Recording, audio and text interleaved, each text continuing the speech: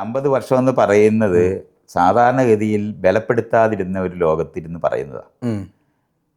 ആളുകൾക്ക് നേരത്തെ പറഞ്ഞല്ലോ, ജ്യോതിഷക്കാരൻ പറയുന്നത് പോലെ അന്നത്തെ കാലത്ത് പറയുവാണെങ്കിൽ ഷഷ്ടിപൂർത്തി ആഘോഷിക്കുന്നതിന് ശേഷം മരിക്കും എന്ന് പറയാൻ പറ്റുമായിരുന്നു. പക്ഷെ അതിനിടയ്ക്ക് നമ്മൾ 1000 മരുന്ന് കണ്ടുപിടിച്ചു. വെള്ളം തിളപ്പിച്ച് കുടിച്ചാൽ ബാക്ടീരിയ മുഴുവൻ പോകുമെന്ന് കണ്ടുപിടിച്ച്. അപ്പം ഇതുപോലുള്ള കാര്യങ്ങളുണ്ട്. പക്ഷെ എങ്കിൽ പോലും ഈ കണ്ടുപിടുത്തങ്ങൾ ഈ ആദ്യം പറയുന്ന സമയത്തില്ല. ഇപ്പം ഈ എന്താണ് ആ മണ്ണ് കൊണ്ട് ഉണ്ടാക്കിയിരിക്കുന്ന ചുണ്ണാമ്പുകല്ലും ഇതും വെച്ചാണ് ഉണ്ടാക്കിയിരിക്കുന്ന ആ ഡാം എന്ന് പറയുന്നത് അന്നത്തെ കാലത്ത് അതിൻ്റെ ബലം പരിശോധിക്കാനായിട്ട് വേറൊരു മെക്കാനിസം ആ ഉണ്ടാക്കുന്നവർക്കില്ല. പക്ഷേ അങ്ങനല്ല, നമുക്ക് സോണോഗ്രാം എന്ന് പറയുന്ന സാധനങ്ങളുണ്ട്.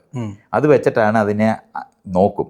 അപ്പോൾ വെള്ളത്തിനടിയിലൂടെ പോയി നോക്കാം. പിന്നെ വെള്ളത്തിൽ മുങ്ങി ഇത് മുഴുവൻ പരിശോധിക്കാൻ ഇന്ന് പറ്റും.